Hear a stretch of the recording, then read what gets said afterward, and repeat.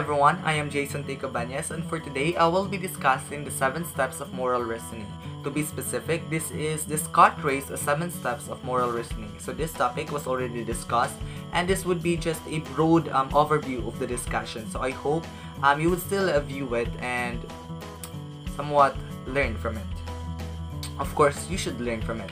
So without further ado, let's start the discussion with the first step.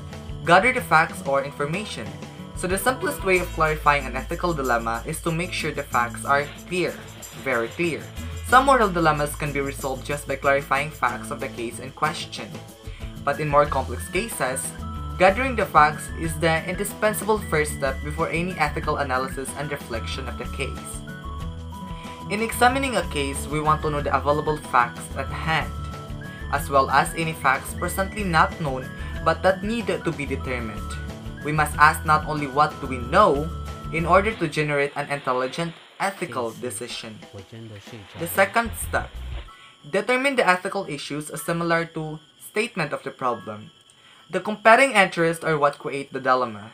Moral values and virtues must support the competing interests in order for an ethical dilemma to exist. The moral issues should be correctly stated in terms of competing interests. It is these conflicting interests that practically make for a moral dilemma. The issues must be presented in a P versus Q format to reflect the interests that are colliding in a specific moral dilemma.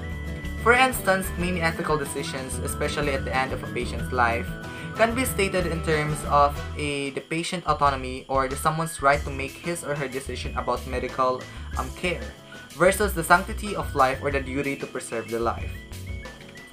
So the third step, determine what virtues or principles have a bearing on the case. In an ethical dilemma, certain values and principles are central to the competing positions.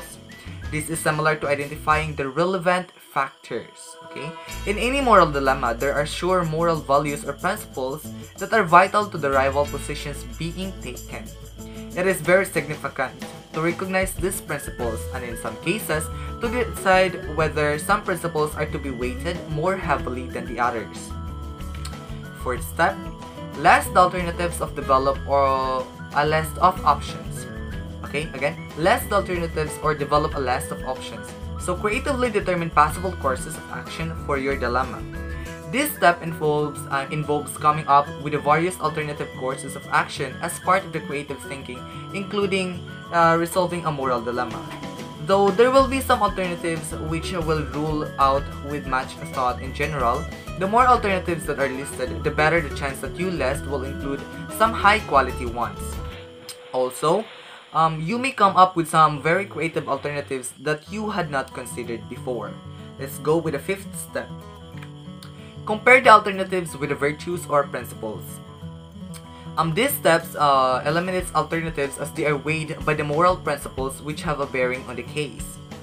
Okay, in many cases, the case will be resolved at this point, since the principles will remove all alternatives except one. The purpose of this comparison is to determine is not forthcoming. Okay, then the next step is the model should be considered. Some of the alternatives at least may be rejected by this step of comparison. Proceed with the next step. Step number 6. Consider the consequences or test the options. The consequences of disclosing an information.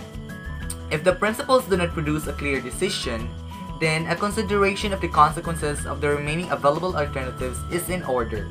Both positive and negative consequences are to be considered.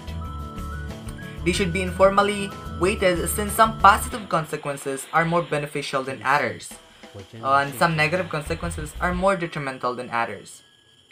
So testing options for step number 6. The following may be used to test the options. First, harm test. Does this option do less harm than the other alternatives? Second step, publicity test. Testing option. Second testing option. Publicity test. Would I want my choice of this option published in the newspaper? Defensibility test. Could I defend my choice of the option before a congressional committee or committee of peers? Reversibility test. Would I still think this option was a good choice if I were adversely affected by it? Colleague test. What do my colleagues say when I describe my problem and suggest this option as my solution? Professional test. What might my profession's governing body for ethics say about this option? Organizational test. What does my company's ethics, offer, or legal counsel say about this? So the last but not the last step would be step number 7, which would be make a decision. Even when making a good decision, you might still lose a sleep over it. Last but not the last step is making a decision. Since deliberation ought not to go on forever, a decision must be made at some point. It must be realized that one common element to moral dilemmas is that there are no easy and painless solutions to them.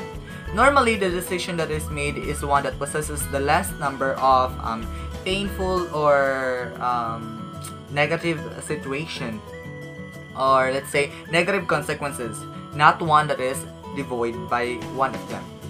So that would be the end of my discussion, the Scott RAE'S 7 steps of moral reasoning. So I hope you have learned from my discussion. Again, I'm Jason Cabañas, and thank you for listening. Kapag